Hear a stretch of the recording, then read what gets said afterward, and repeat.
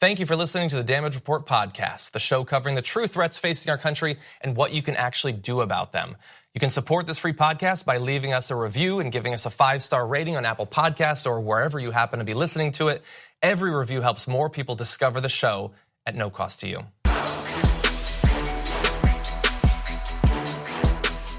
Welcome, everybody. It is Friday, right? Yeah, it's Friday. Gotta get down on Friday. Woo. Gotta vote down on Friday. Gotta feel down on Friday. Everybody, hold on to your butts. It's going to be a big 48 hours. And we're expecting, by the way, if you're coming in right now, understand that as we're filming this live, Brett Erlich's in studio. Thank you, Brett. We are expecting that any minute or within the next 30 minutes or so, we will have the Senate Judiciary Committee vote on Brett Kavanaugh. Will he get passed out of committee? Will he not get passed out of committee? He will get passed out of committee. Yes, it certainly seems likely with Jeff Flake saying that he will, in fact, live up to his name by voting for Kavanaugh. Yeah, so that's probably going to happen. But look, there's a lot of other things that we're going to talk about. We're going to update you on all the latest that's been developing and continues to develop as we're filming this. And then we have two other things that I want to do. I want to look back on what happened yesterday in a segment that is going to break down the many lies that Brett Kavanaugh said during yesterday's testimony. Very important because they want you to believe that this is a he said, she said. Okay, well, let's talk about credibility. Let's talk about who is on the record as a liar. But then perhaps most importantly, we're going to break down a new part of this story. What appears to be possibly the party that she was actually assaulted at. We're going to break down that evidence as well. And then later on, really excited, we're going to have a pair of documentarians. Their new film, Science Fair, is out in theaters right now. It is a set of profiles of kids who are not only way smarter than me, but made me really realize on a fundamental level how unintelligent I actually am. And so we're gonna have them in studio to interview them. Very much looking forward to that. They're fantastic. It is a Current TV reunion. Darren Foster's one of the directors, and we worked together at Current TV way back in the day. It's amazing. What a Peabody. A Peabody Award. Yeah. And this was like huge at Sundance and all that. This won the first ever audience award for all of Sundance. Wow. Everyone who saw movies at Sundance voted, and this was their favorite documentary. Yeah. And it really warms your heart. And it's, if you saw Spelling I teared up a little bit at one point. You what? I teared up a little bit. Oh yeah, I did too. I hate him for that. I hate Darren for that. It got me. And I just made it through a couple days ago. I made it through Life Itself without crying while my girlfriend cried literally the entire movie. The entire movie. I teared up briefly during it. Speaking of tears. Yes, okay, let's talk now about what's going on. We're, having this vote, not us, but the Senate Judiciary Committee, to pass Brett Kavanaugh out of committee to the full Senate. This is coming within a day of both Christine Ford and Brett Kavanaugh's testimonies, because that's how it was scheduled, because the Republicans were so sure that nothing was gonna happen that could possibly change their minds, that they wouldn't need time to actually think about it. And so they scheduled the vote for literally as soon as it could possibly be after the testimony, as soon as business commenced the next day. It's the deliberations are going on right now. And while there's still some drama and some things are happening that we're gonna talk to you about, it certainly seems at this point like he is going to be voted out of committee. Yes. Or technically already has. I mean, the votes are there. We know the votes are there. One person who has a vote in this, who had at one point or another voiced concern and in recent history has stood up to Donald Trump in one way or another, was Jeff Flake. And he has said, I am going to vote yes. Yes. Which I guess is a bit, it's not a surprise. It's not a surprise. It's disappointing, maybe, if you had hoped that he watched Christine Ford's testimony didn't change a single Republican mind in that room. Isn't that amazing? Isn't that amazing that this is supposed to be deciding who is credible out of those two people? She comes in and gives an incredibly raw, emotional, obviously painful in the moment recounting of what happened to her. He rages against the dying of the light. And it didn't change a single one of their minds. Because it never was going to. Yeah, that's it never was going to. And the one thing I keep coming back to, the only thing that can there's two things. One, naked pursuit of power, ambition, the thing they've been working for so long in such a disciplined manner, which was to get this court for years. So they're that close. And the other thing is they think we're killing babies. And they want abortion overturned. Yeah. And that's it. And so they look and they say, well, I have to say 5 Hail Marys to get out of stealing and 1,000,000 Hail Marys to get out of rape, but it's a mortal sin to get to if I kill a baby. Yeah. So they're ranked already, and I'd rather, swallow my medicine, do this, and move on. Yeah. I don't think any of them, in their hearts of hearts, believe that they are. We need to talk about a relatively new show called the Republic, or UNFTR. As a Young Turks fan, you already know that the government, the media, and corporations are constantly peddling lies that serve the interests of the rich and powerful. But now there's a podcast dedicated to unraveling those lies, debunking the conventional wisdom. In each episode of On the Republic, or UNFTR, the host delves into a different historical episode or topic that's generally misunderstood or purposely obfuscated by the so-called powers that be. Featuring in-depth research, razor-sharp commentary, and just the right amount of vulgarity, the UNFTR podcast takes a sledgehammer to what you thought you knew about some of the nation's most sacred historical cows. But don't just take my word for it. The New York Times described UNFTR as consistently compelling and educational, aiming to challenge conventional wisdom and upend the historical narratives that were taught in school. For as the great philosopher Yoda once put it, you must unlearn what you have learned. And that's true whether you're in Jedi training or you're uprooting and exposing all the propaganda and disinformation you've been fed over the course of your lifetime. So search for UNFTR in your podcast app today and get ready to get informed, angered, and entertained all at the same time.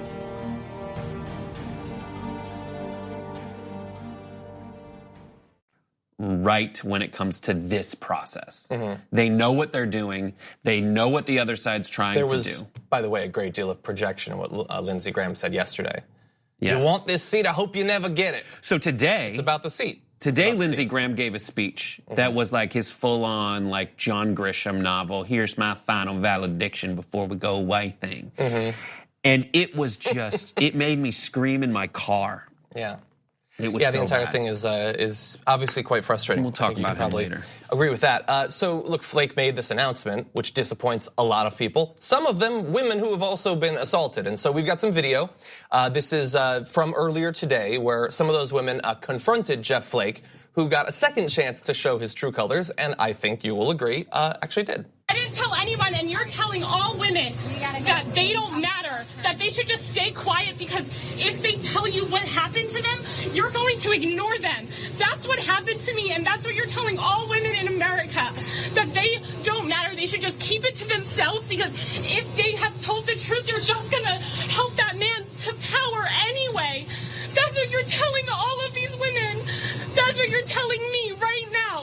Look at me when I'm talking to you. You're telling me that my assault doesn't matter, that what happened to me doesn't matter, and that you're going to let people who do these things into power. That's what you're telling me when you vote for him. Don't look away from me. Look at me and tell me that it doesn't matter what happened to me, that you'll let people like that go into the highest court of the land and tell everyone what they can do to their bodies. That's it. I mean, that is... Wow. And they don't have an answer for that. No, he didn't have anything that he could say.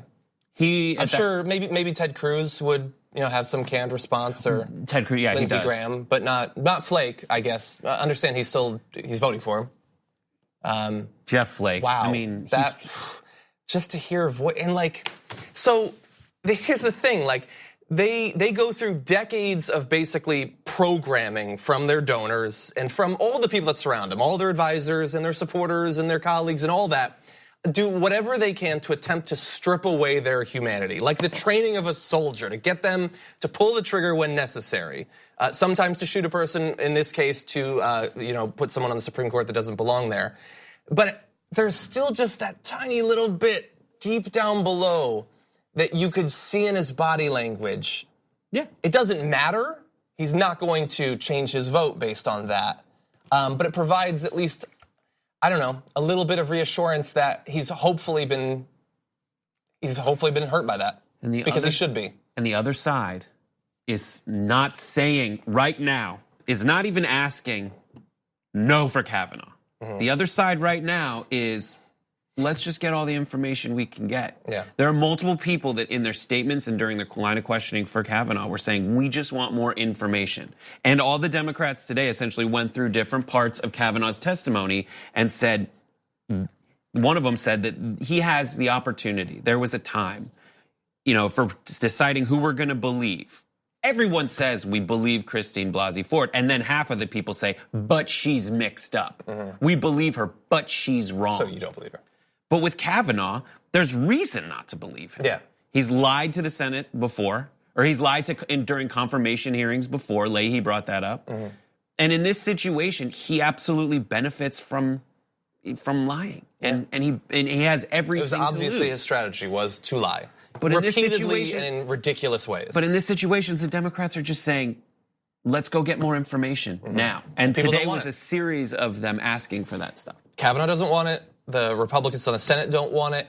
People responding to me on Twitter don't want it. They keep saying there's no evidence. They have no interest whatsoever in questions being asked of the people that were actually there. And they have no answer to the question, if you were going to make up an attack, why you would put a named witness in the room with it. Why wouldn't you just say he pulled me to a room by himself and he assaulted me? Nobody would put a verifiable person that you could talk to, you could find out more information if they were lying about it. That is absurd. They have no response to that. People will post YouTube comments on this video and will not have an actual response for that. Why would she do that? Why would she torpedo her own false accusation by putting a specific person in the room with her at the time? It doesn't make any sense, and they don't care.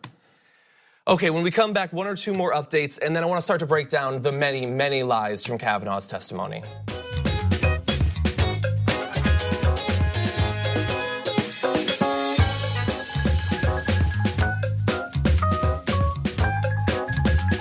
Welcome back to the show, everybody. I just want to read one tweet that we saw during the break. Eugene Gu, MD, tweeted, Jeff Flake is like a poisonous jellyfish that looks harmless because it has no spine, yet still manages to sting you. That is 100% true. God. The thing is, like, these reputations are going to exist. Like, they were all saying, like, the red state Democrats, they're going to be too scared to vote no on Kavanaugh because of electoral concerns. Jeff Flake is going to vote yes on a guy credibly accused of multiple sexual assaults. That could end up in a campaign ad, maybe. He's not running. Yeah, that's true. He's done. Yeah, that's true. Well, no. Is he done forever in politics? No, he's That's a different run for question. President. That's the thing. Jeff Flake is never going to be president. Jeff Flake doesn't have a Jeb Bush's chance in hell of being president. He's got a Michael Bloomberg chance of being president. Okay, let's jump to more updates. Susan Collins is one of the big names, obviously, that we're interested to find out how they're going to vote. I had seen some indication yesterday that Murkowski, Collins, Manchin, and I think it might have been Flake, actually, are all going to vote the same way, which, if that's true, that worries me since Flake is now a yes. But we're not sure exactly how that's going to go because Susan Collins apparently told a reporter this morning that she hasn't yet made up her mind. I don't know how. That's better than saying I'm going to vote for him. It feels in my gut, though, like that means she's going to vote for him. Hasn't yet made up her mind. Conceivably can say, by voting no now, does it mean that you're a yes or no forever? Or is it I will not participate in the vote, in which, until there's an FBI investigation and more information comes out, in which case you don't add to the Democrat side, but you subtract from the Republican side? Can one person do that? Yes. But can 2 or 3 people do that? No. If there's enough uncertainty on the part of Mitch McConnell to not know that they have the votes, then her saying, I will vote no unless we have an FBI investigation, really provides all the that's all the leverage you really need, I think. Or she won't vote. Or she won't vote, or whatever. Either way, if they fine. don't have the majority, yeah. I mean, they could still end up with 50, and then Mike Pence would come in enthusiastically and give the thumbs up to Kavanaugh. They'd have to have 49. They'd have to have 2 abstentions on the Republican but I'm saying side. if they ended up with 50, right, that would be enough. Right. I'm just saying they can have up to 2 abstentions and still have the tiebreaker with Pence. Yeah. So look, realistically, it doesn't matter what happened yesterday. It was perhaps never going to happen what matters yesterday if they just want to do it. But if they just say, no, we want the Supreme Court and we don't care if he's a rapist, we don't care if a sitting Supreme Court justice has criminal charges filed against him for gang rape or whatever, we're just going to do it anyway, they theoretically have the numbers to do it. And the number you need to stop it is 202-804-8191, 202-804-8191. 8191. Call your senator and voice your opinion. Yes. Maybe Susan Collins. Maybe Call Murkowski. Susan. Maybe and Joe Manchin. Oh, Joe Manchin. If he votes, why would a Democrat vote yes on him? So Tester said that he's not going to. Donnelly said they're not going to. A few others that I guess I should have been worried might have voted in support of him. Apparently, don't worry, they're not going to. The new Alabama, Jones says that he's not going to. These are all good things, obviously. Yeah, should not be good news, by the way. Obviously, this guy's unqualified even before the sexual assaults. Anyway. Jones is in office because of sexual assault allegations. Yes. Yeah, it would be weird to flip on that particular issue. All right. Okay, let's move on, though. We are not in a situation here. We never have been in a situation where it is a he said, she said situation. There's information that can be acquired. There is contemporaneous confirmation of various people's claims from years ago, from longer than years ago, all of that. But if you were to accept the right-wing framing that this is a he said, she said situation, then the point of the testimony that we heard from Ford and Kavanaugh yesterday was to establish credibility. Are these people trustworthy, or are they more likely to be lying? Because both can't be right. Either he tried to rape her or he didn't try to rape her. She seemed, I think almost everyone agrees, incredibly credible.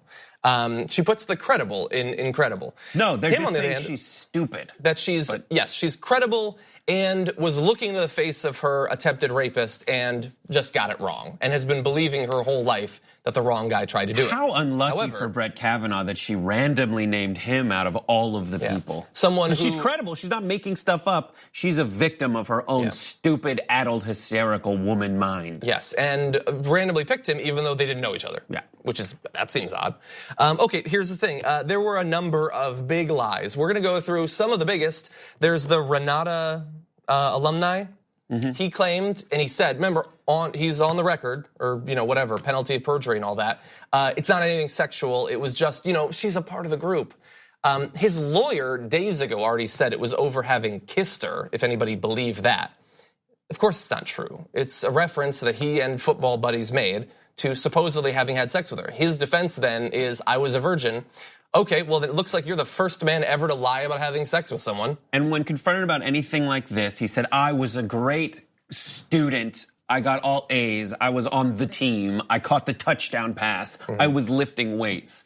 No, everything in his yearbook proves that he was a douche. That he was a douchebag. That he was precise, and he cites all these movies. And in these movies, that guy that would essentially be the Kavanaugh character is a bad guy. He's the villain of the story. He's the Richies in Pretty in Pink. He, hangs out with James Spader. Like, that's who he is. Yeah. And by the way, there was also in one of the yearbooks, there was a song lyric about her saying, if you don't have a date and you need one, she's an easy one. Like, they're not talking about her being a part of their social group. So that's a lie. And by the way, directly in reference to how he thought about women at the time. Boofing. What does boofing mean? He says it's about farting. Because they were childish. Okay, they were also graduating from high school. I don't know if you're still making farting jokes. Did you boof yet? So the joke is, have you farted yet? That's not impossible, but apparently interviews with people who went to school with him make clear that that is not what boofing is a reference to. Some people are saying it's a reference to anal sex. Some people are saying it's a reference to barfing. I know that Risky Business came out in 1983, but their boffing in that is intercourse. Yeah. Gary. Yeah, so which do you think is more likely? That he was actually talking about farting in his yearbook and his friend was too, or this was yet another reference to talking about sex? So he had an opportunity to be honest there, and it doesn't appear that he was. Devil's Triangle drinking game that he came up with, but not a big drinker. He just knows a lot of drinking games no one else has ever heard of. Many people believe that this actually refers to sex between two men and one woman. That's what Urban Dictionary taught me at the very least.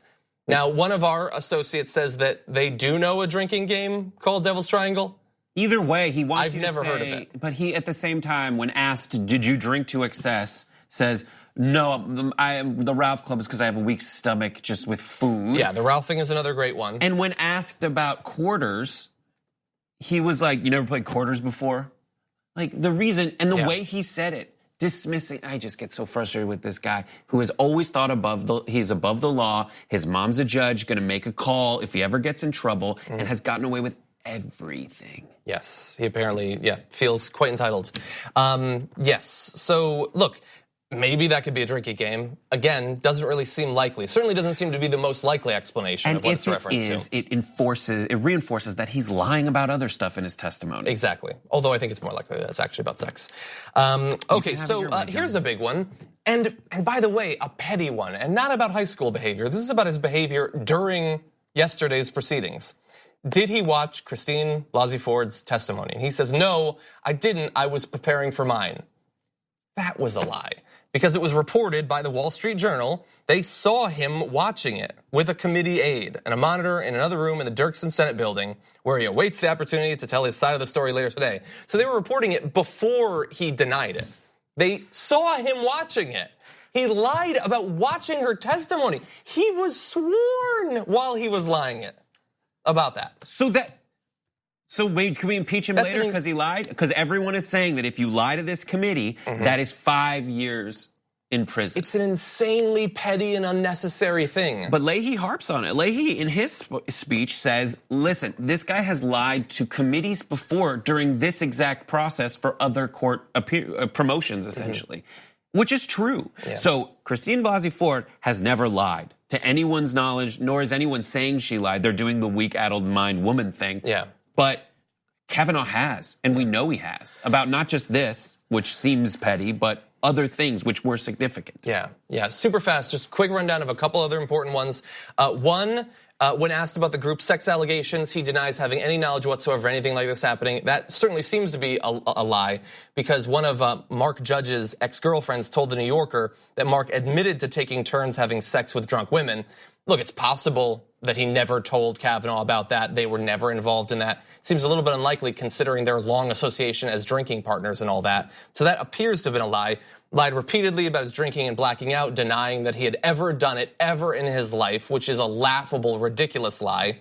He kept referring to the sworn statements of these witnesses to the attack, saying that they say that he didn't do it and would never do it. That is not in any way what those statements say. Those statements say that those people don't have any recollection of it.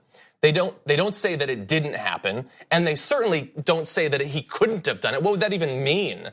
That they looked into his brain and into his soul, and they knew that he couldn't possibly have done this thing. They don't say that, but he says like 7 or more times that that's what they say. Again, lying repeatedly throughout the testimony.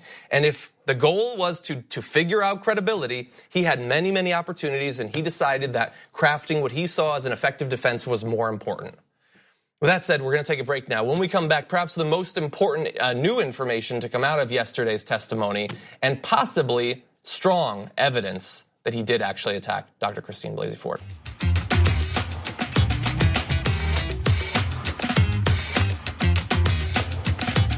Welcome back to the Damage Report, everybody. Brett Erlich's in studio, and now perhaps the most important thing that we're going to cover today in terms of the Kavanaugh hearing.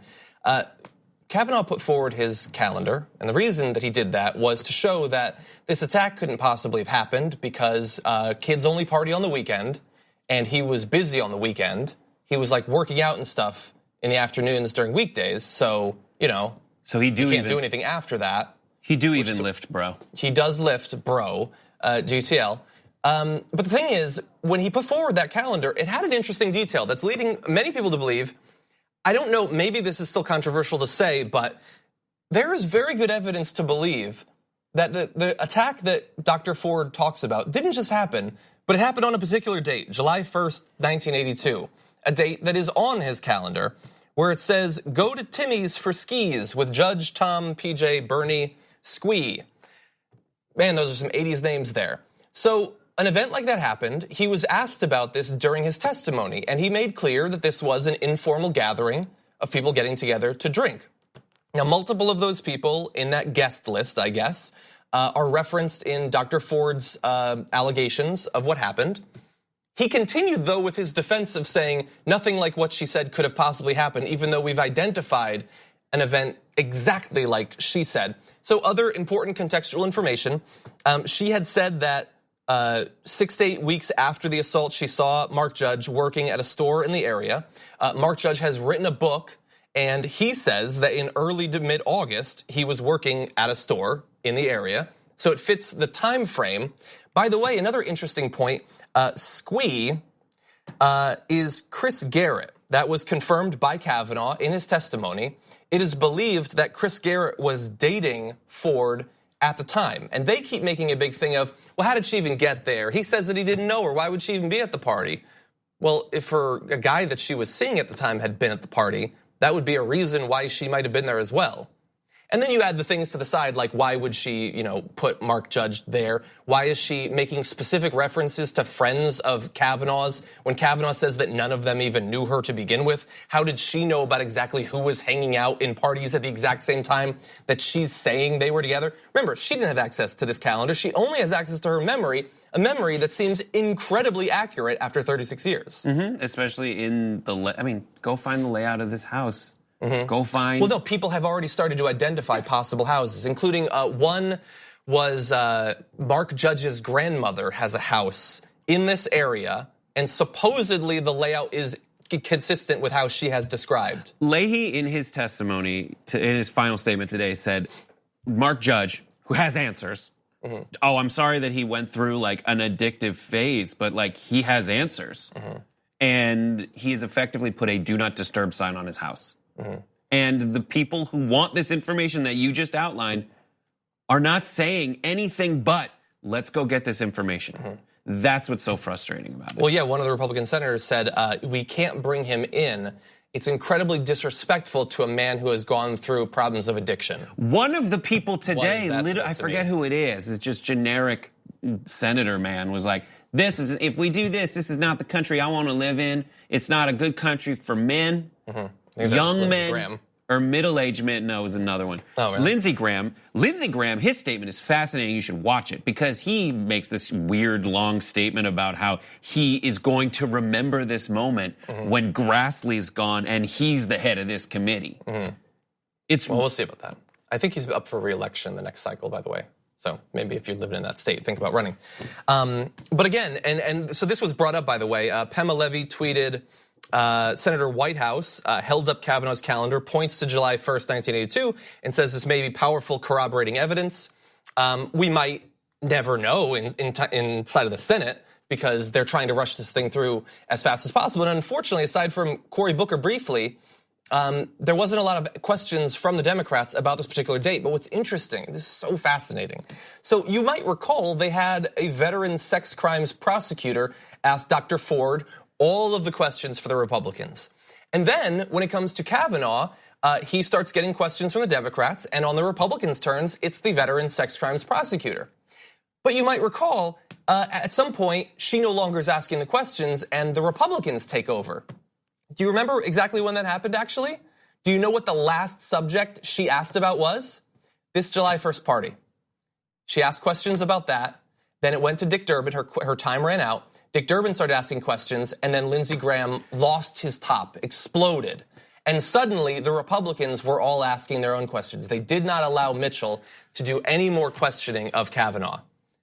That is incredibly suspicious. Incredibly. What sort of coincidence are we supposed to believe that is? And it was, they just jumped on the grenade, it seemed. And then themselves blew up. And then another thing that White House said is he held up the statement that he's like, this ridiculous vague statement from Mark Judge.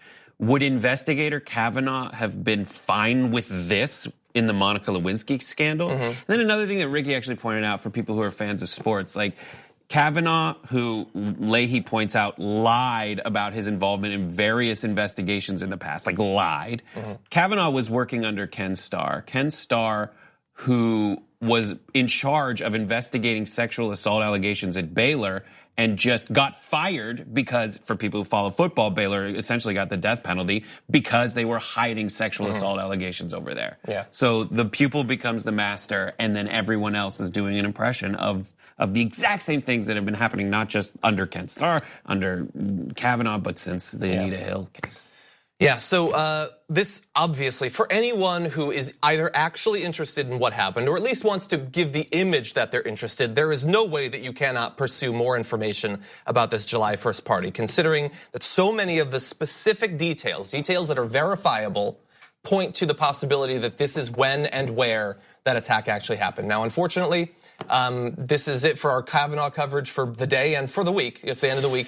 And they're expecting that they're going to have the full Senate vote on tomorrow. So it might be that the next time we're in studio, we will have a new Supreme Court justice or not. I will try to do a live video in Tuesday, response. Correct? Oh, I thought I'd heard Tuesday, Saturday. so Okay, more well, information perhaps after not. break. We'll figure that out. Brett, thank you for joining us on the show today. We are going to take a short break, though. When we come back, the co-directors of Science Fair are in studio. I'm hoping to learn something while also profiling an awesome movie for you. Welcome back to the Damage Report, everybody. I am Johnny DeRoll, and I'm so excited to be talking about something a little bit lighter, still serious and weighty, but we have the co-directors of Science Fair in studio right now, Darren Foster, Christina Costantini. Very excited to have you here. Thank you so much for having us. Yeah. So Science Fair, your documentary, is in theaters now. People can go see it right now. By the way, I want to mention one thing that I noticed. Right now, in terms of movies that have 100% ratings on Rotten Tomatoes, there's effectively two. There is your film and Paddington 2, and that's basically it at this point. It's great company. Yeah, with a good number of reviews too. So people loved it. It was at Sundance. Did very well. This is a series of sort of vignettes tracking high school kids that are getting prepared for a major science fair competition. But can you tell us more about why you took up this project and how it came about? Sure. So Science Fair, the movie, was inspired by my journey to Science Fair when I was in high school. To this Science Fair? To this Science Fair, yeah. I competed 2 years in a row, and it totally changed my life, and it made me who I am, and I learned so many things. And during the dark years of high school, it was like a lifeboat for me. And I finally found my tribe when I went to the Science Fair. So as an adult, I look back on all of those memories very fondly, and I would always tell my friends and my coworkers about this weird little world.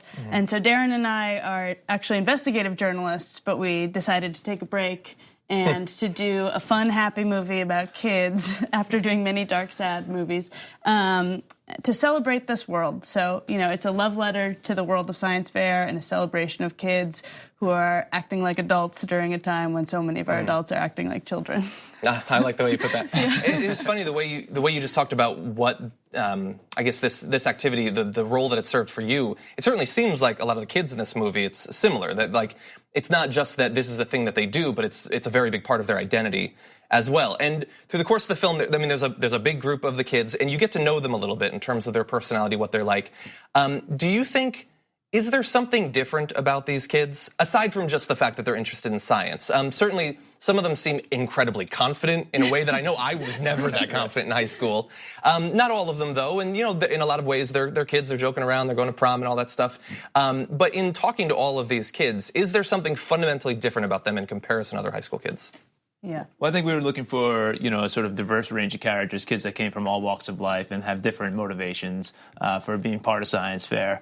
So it's really important for us to find the kids that, yes, are very confident and sort of see this as a ticket to college, or a good college, I should say. And then the kids that just see this as an outlet for them, for their curiosity, for, to give a little structure to their lives. So like Robbie, who's from West Virginia, wasn't really into school. He's failing math, but he turns out that he's kind of really brilliant at math. His teacher was like, you need to do your algebra. And he was like, actually, I'm more interested in number theory.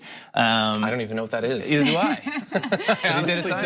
But he did a science fair project and won the West Virginia State Science Fair and qualified for ISEF. And then we met him that year. And then we followed him over the course of the next year where he had another brilliant project about machine learning.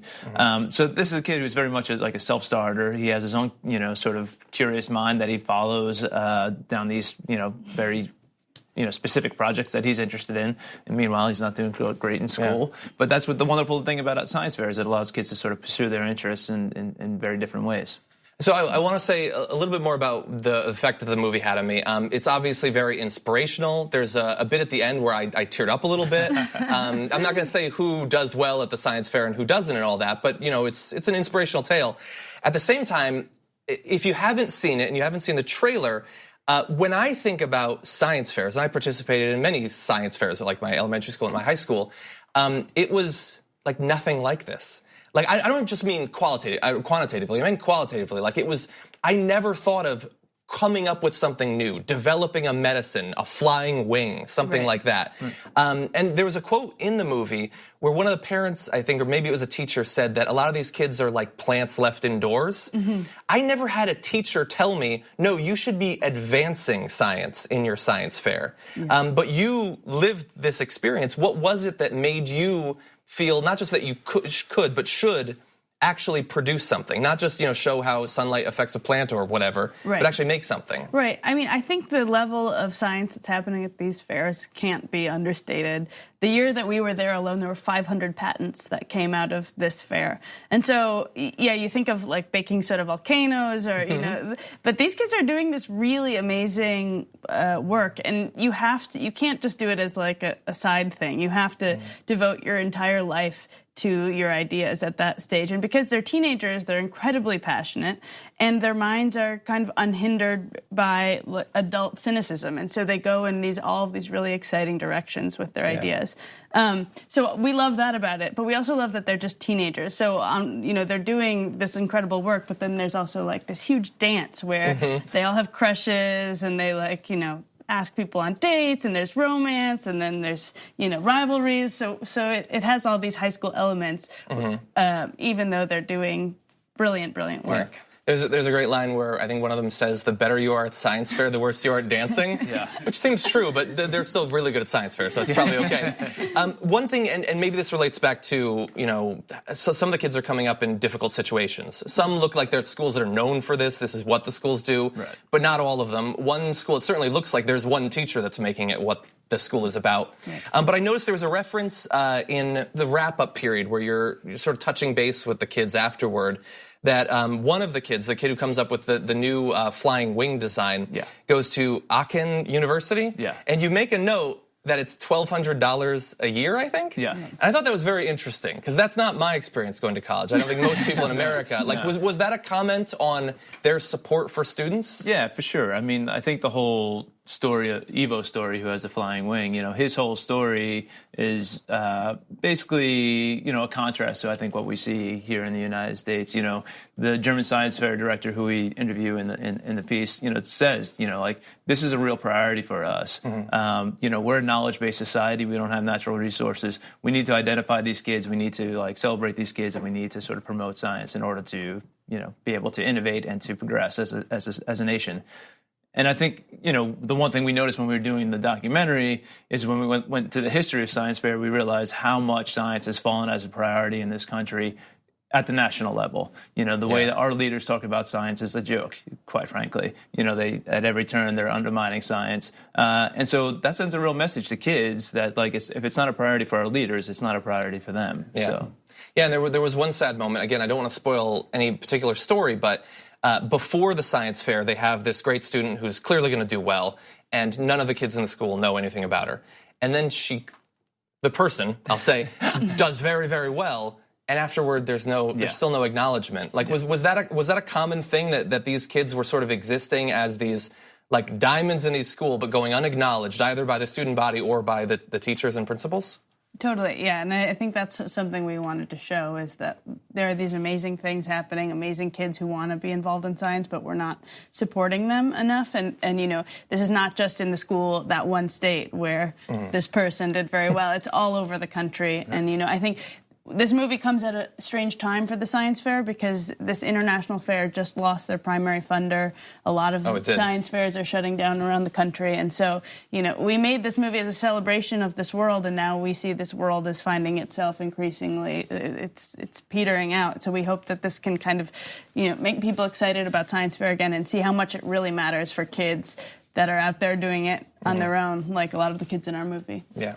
One last thing I wanted to say, I also wanted to thank you. It would have been so easy to just profile some kids in the U.S., but you go out of your way to go international, because this is an international competition. You show that people are going, and there's obviously this sort of national spirit for the different communities. They're dressed in traditional clothes and things like that. So especially considering how international science is in general, thank you for showcasing that in your documentary as well. Just want to say. Yeah, I mean, there's just no way to avoid at the international fair. You know, there's 78 different countries represented, 1,700 kids from 78 different countries. So it is very international. I think for a lot of these kids, it's their first exposure, especially for, well, for all the kids, it's their first exposure to kids from other countries and cultures. So it's a wonderful experience, not only as a cultural exchange, but also an exchange of ideas that these kids, have with one another. And so, the team from Brazil is, the team part of the emotional heart of this film. So, they have one of the longest shots of anybody that winds up at the fair. They come from a very small, poor town in Brazil and have this improbable journey to science fair. And I love, I think one of our favorite quotes in the film comes from a Brazilian scientist who says, a great idea can come from anywhere. They just need the opportunity. And I think the one thing that their story shows is how many opportunities are missing for kids with brilliant ideas all around the world. Yeah, that's unfortunately sad. Hopefully, culturally, movies like Science Fair will help to fight against that. And so, as I said, very inspirational, awesome movie. Go see it. It's in theaters now. If you have kids, bring them and tell them, by the way, that they don't have to just do baking soda and a volcano. They can actually make something. They can do some Zika medicine or some arsenic detection or a flying wing or something like that. So, Darren Foster, Christina Costantini, thank you for coming in. Thanks so much for having us. Great to have you here. Thank you. Okay, on the other side of this break, we're going to wrap up the week, look back on the things that we learned, and I have a little science note that I want to highlight as we close out this terrible week in the news.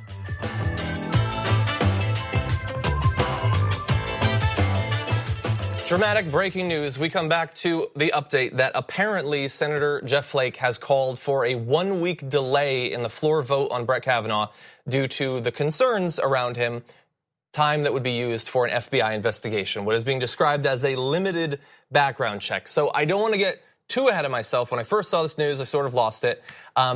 We don't know that they will actually do this, that he's calling for it. Sure. Will it happen?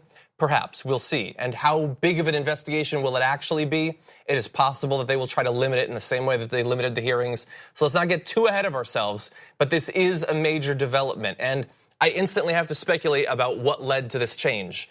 Maybe he was planning the whole time to do this after saying that he's going to vote for Kavanaugh. And by the way, this does not mean that he's not going to vote for Kavanaugh.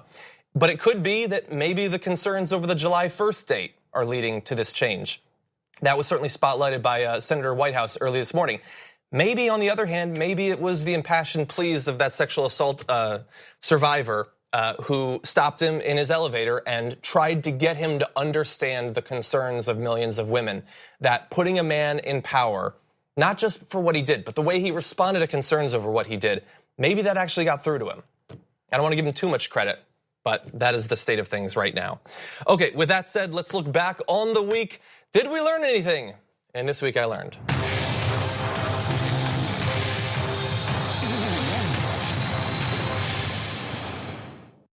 Okay, so this week I learned that the most important thing that you need to know about a senator or a prospective Supreme Court justice is that they really, really like beer. Like way more than you think you like beer, but he really likes beer.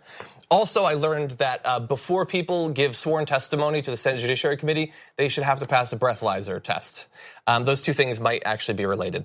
But you guys learned things too, and you tweeted them to me. Joe Lima learned that Lindsey Graham was an overheated pressure cooker and a peculiar southern twang hiss, making his outburst all the more, quote, dying breath of rich white menish, back against wall.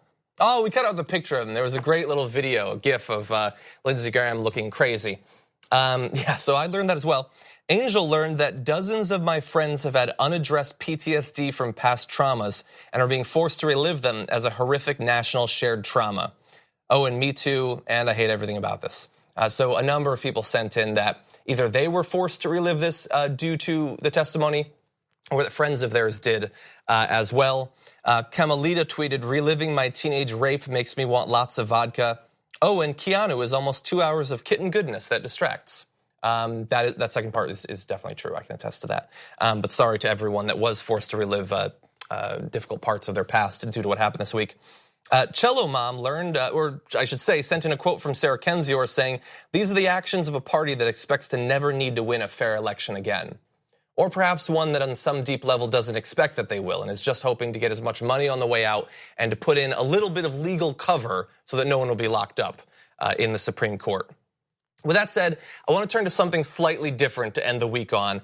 And this is actually related to what we were talking about yesterday. If we could bring up this last tweet, you're going to see from Hayabusa 2. Rover 1B succeeded in shooting a movie on Ryuga's surface. Ryuga is an asteroid.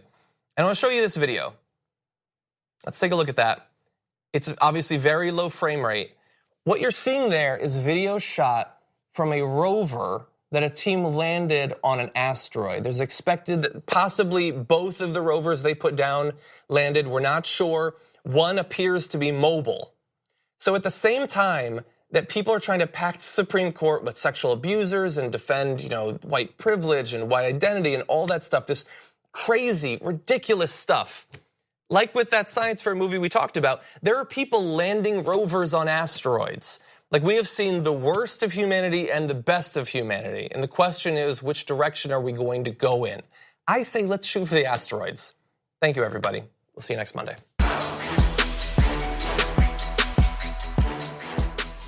Thank you for listening to the Damage Report podcast, the show covering the true threats facing our country and what you can actually do about them. You can support this free podcast by leaving us a review and giving us a 5-star rating on Apple Podcasts or wherever you happen to be listening to it. Every review helps more people discover the show at no cost to you. Thanks for listening to the full episode of The Damage Report. Support our work, listen ad-free, access members-only bonus content, and more by subscribing to Apple Podcasts at apple.co/TYT. I'm your host, John Adarola. I'll see you soon.